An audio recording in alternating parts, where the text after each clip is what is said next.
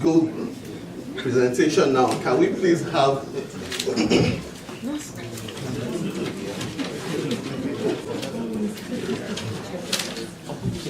with due respect to you, but that was not meant for you. It was just to bring life back to the room. Can we please have Deborah Ojo? Deborah Ojo has a BA HRM, postgraduate PMP. She's a realtor powered by Remax Real Estate. She's an investor, a speaker, a mother, a loving wife, trains and mentor on investing in real estate. Our goal is to educate and mentor people into creating generational wealth. Can we please welcome Deborah, please? Can we?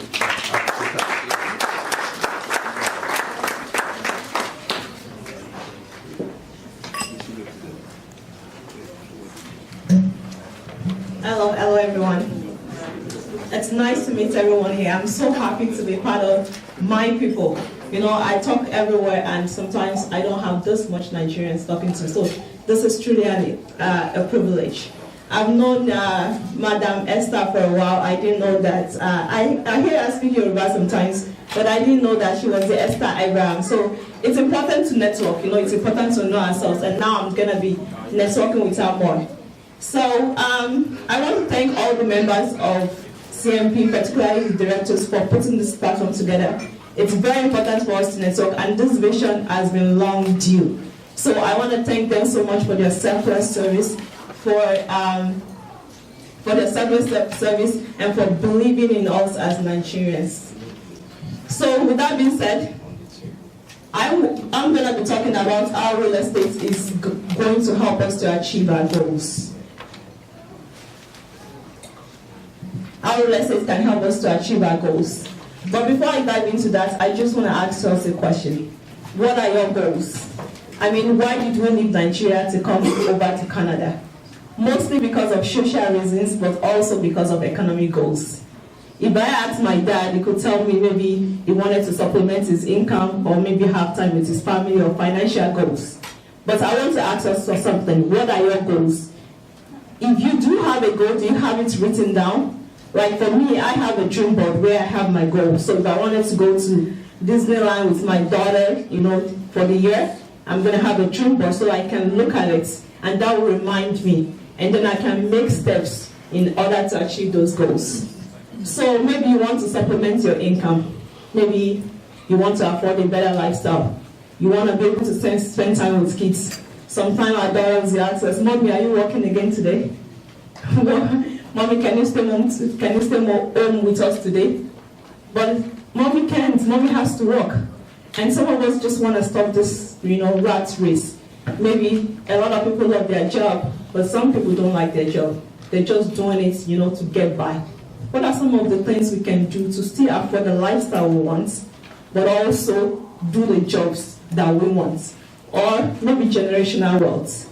I know my dad told me of his story. He said his granddad told him that, you know, he's measuring his wealth by his children's children, grandchildren, measuring by your wealth by your grandchildren. My colleagues started this.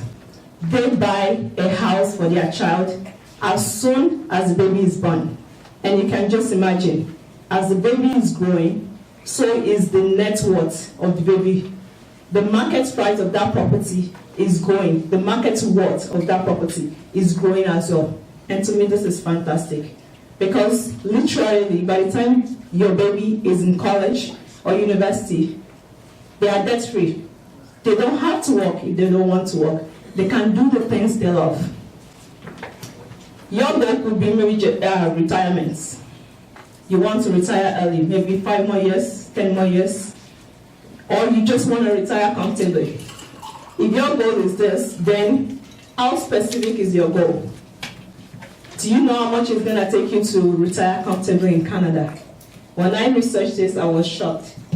You need $42,000 to $72,000, but that didn't really shock me. What shocked me is this number.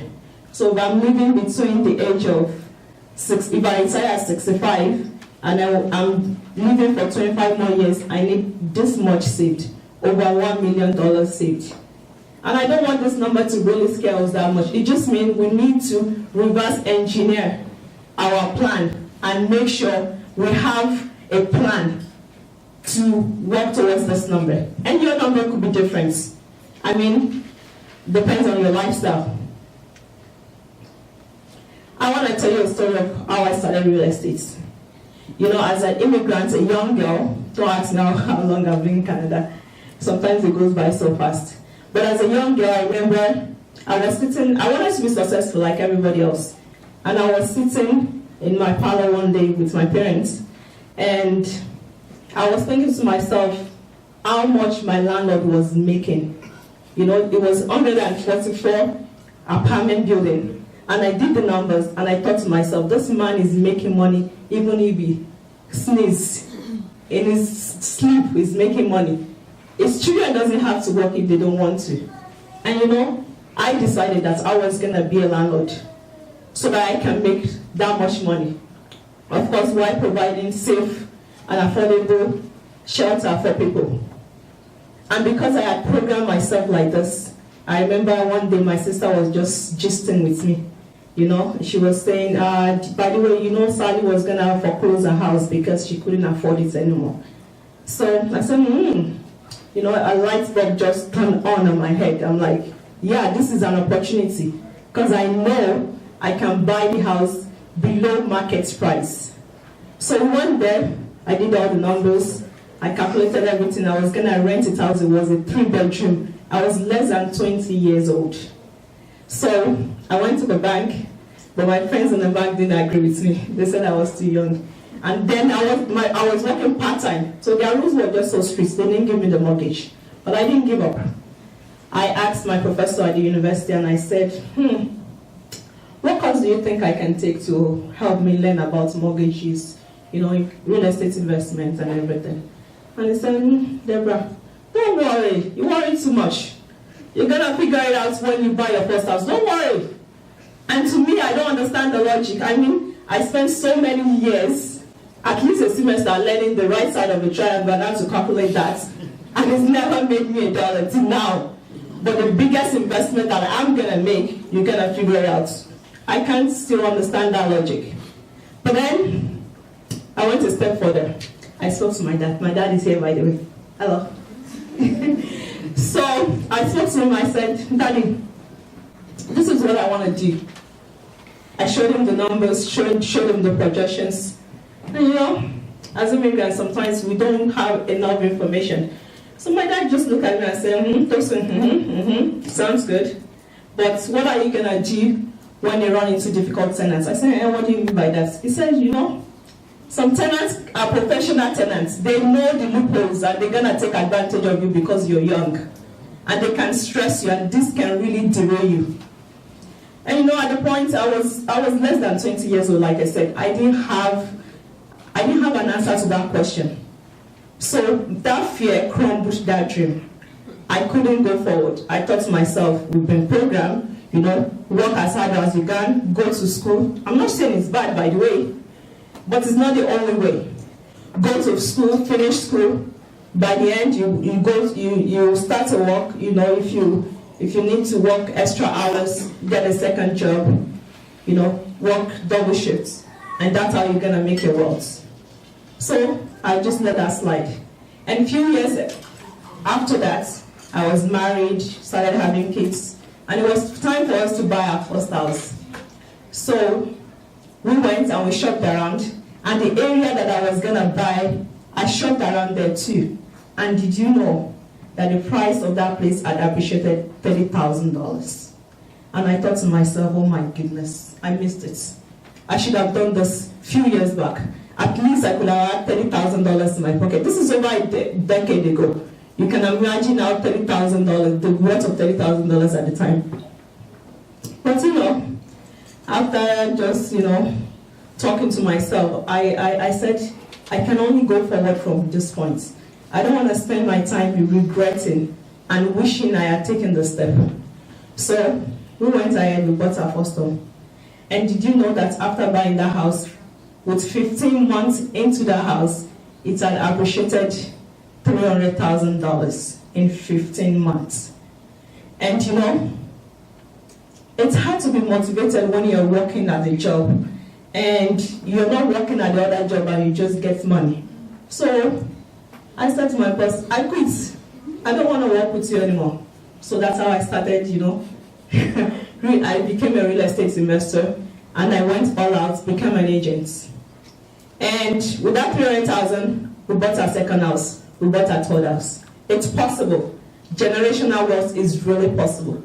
And this is my passion, to educate us about how to get to our goal. Why are rich people successful? Why are successful people successful? It's important to look at the stats. Did you know that 90% of millionaires didn't make their money just by sitting? They made their money through real estate. I want that to sink in for a second. 90% of millionaires made their money through real estate. An example of this is McDonald's. McDonald's is not just flipping burgers. That's not how they made their money. They made their money buying some of the best investment property, commercial properties. And they get a franchise, quite right, but the franchise is helping them to pay down their mortgage.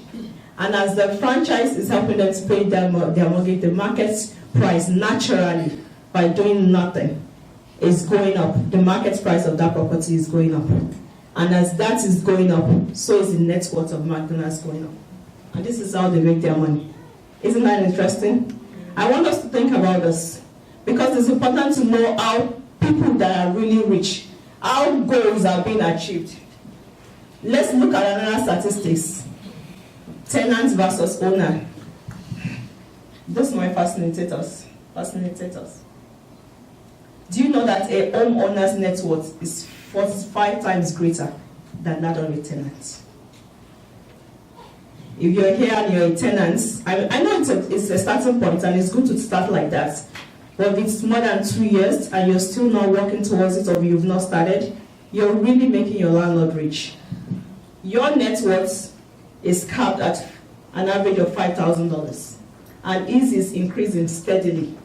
Because the rent you are giving to him, he's using it to pay down his mortgage. And if he decides to sell that mortgage, the portion of mortgage that has been paid up will be given back to him in his pockets. So you are really enriching him at your detriment. Some people say, oh, the market, you know, I can't afford the market. But did you know what the rental market is saying right now? If you don't know, come and ask me. At least $2,000 for a 3-bedroom right now in Brampton, in Toronto, even in the outskirts now. If you can afford that, definitely you can service a mortgage. Definitely you can service a mortgage. So I want us to think about this. Start from somewhere, you know. People that are here that has $1 million house, they didn't just start from, you know, from basement and then they want to detach house. Most people started from maybe a condo. Some people decided to move away. For us, we moved from Toronto to Brampton. We moved away and we started from somewhere. And from then you can have exponential wealth. You can really build yourself up. I want to give us a scenario. This is a house that's one of my clients bought. But I use these numbers. These are conservative numbers. I'm going to be using these numbers to explain a point. So the property value that I'm going to be using is $350,000.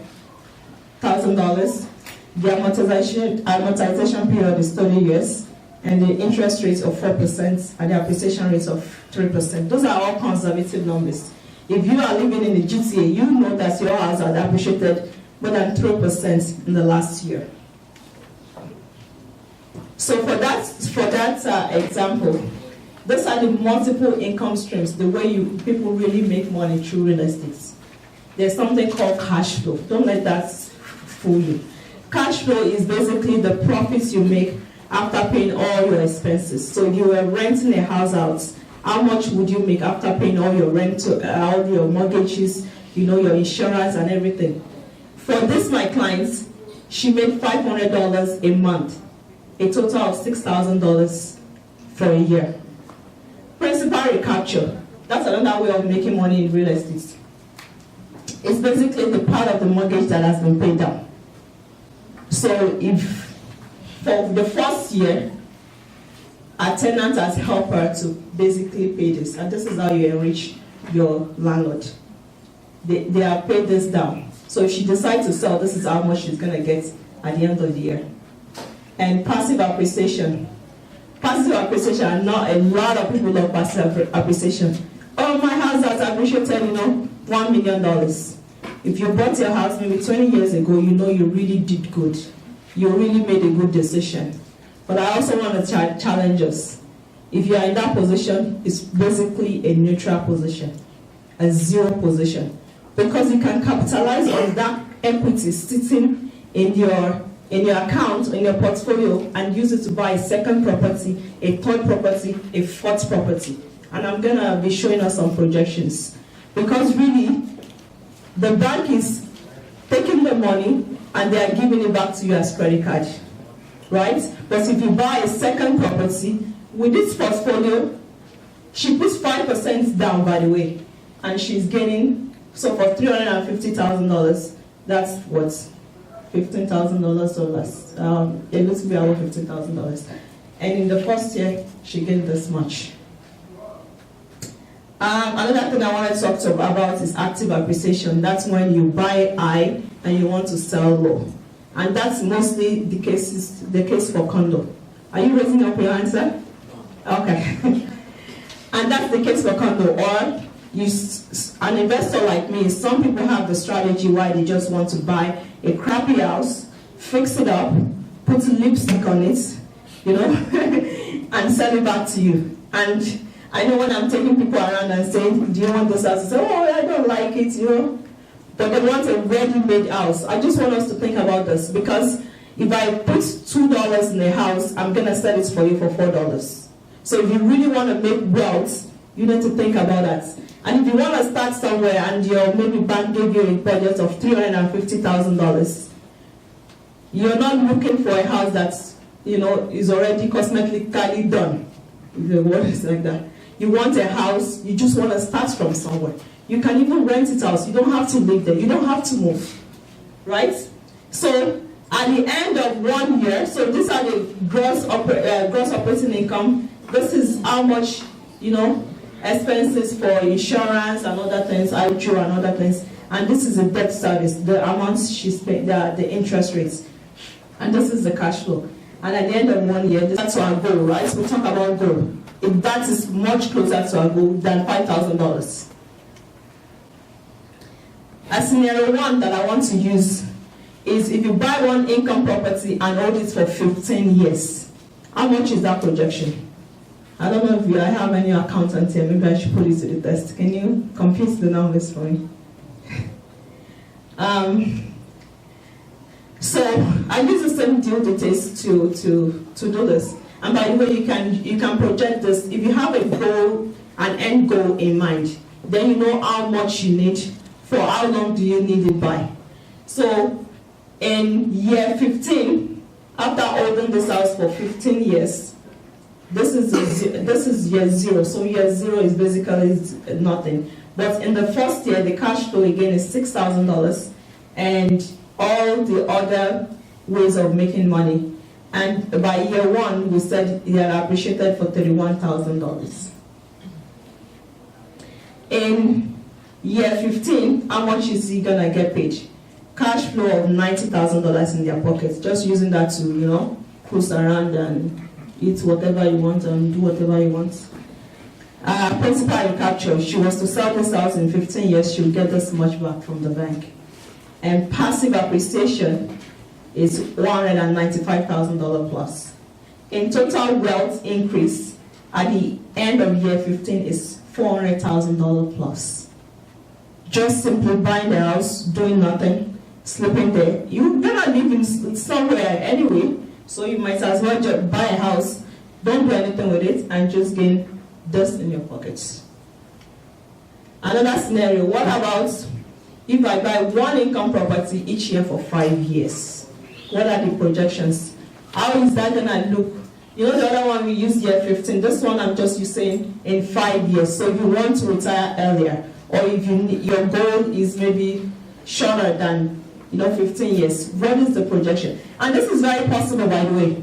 because you can always leverage your equity, right? You don't have to leave it there. It's very, very possible. And there are different ways of saying this. I also, sometimes I do investor seminars for 1 day, sometimes 3 days. And these are things that I teach, ways to do this, ways to leverage your equity to get more. So, in scenario 2, again, you're buying the house for $350,000, and it has appreciated by this much at year 1. So if you add $350,000 plus $10,500, you get this much, $710,000. And by year 5, you have a portfolio that is worth this much, $1.8 million. What is your net worth at the end of year 5? $362,000. An average yearly income of $72,000. And even after 5 years, they say, I rest. My kids can continue. I'm going to transfer this to them. You're going to be getting $72,000 every month, every year. And this is how much we said that you need to retire comfortably as a Canadian. So again, if you buy 5 property each year for 5 years, $1.7 million. And the list goes on. So if you decide to, depending on your numbers, I want you to know this is $352,000 per year. And I know the problem is not spending it, right? The problem is making that money. But it's possible. It's really possible. So I want us to know that when you have a goal, you can then reverse engineer and sit down and say, what is the best vehicle? How am I going to achieve this goal? And you can create your own financial forecast. And if you need help with me with this, you can come and talk to me at my booth at the back over there. You can book an appointment to also come and talk to me. I also do some first-time home buyer seminars. I know sometimes financing is a lot of questions I get, so I do free home seminars. And the one that is coming soon is from on Saturday, November 3rd, from 12 to 1:30. But if you can't attend those dates, don't worry. Just send me an email. On your table, I put some forms that you can fill out. Send me your information, and I will, return to that and give you an appointment. And also, I want to know that I'm also giving out a $50 Amazon card. So if you fill out that form, you get a chance to be included in that, and I'm giving out 4 cards for $50 each. And also, with signing up, depending on your plan, there are also off-market deals. Like I was talking to you about Sally. It wasn't listed, but I know it was going to be, profitable because I'm going to be buying it at below market price.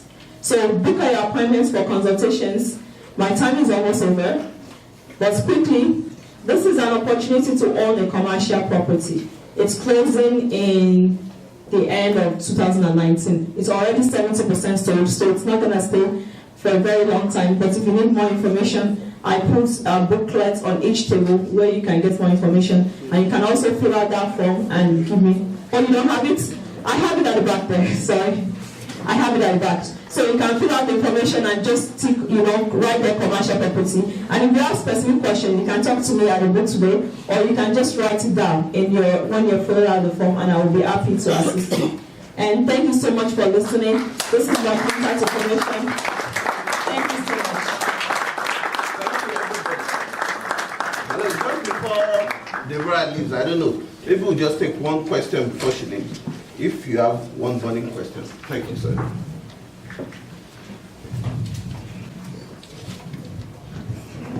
Yeah, thank you very much. Thank you, Deborah.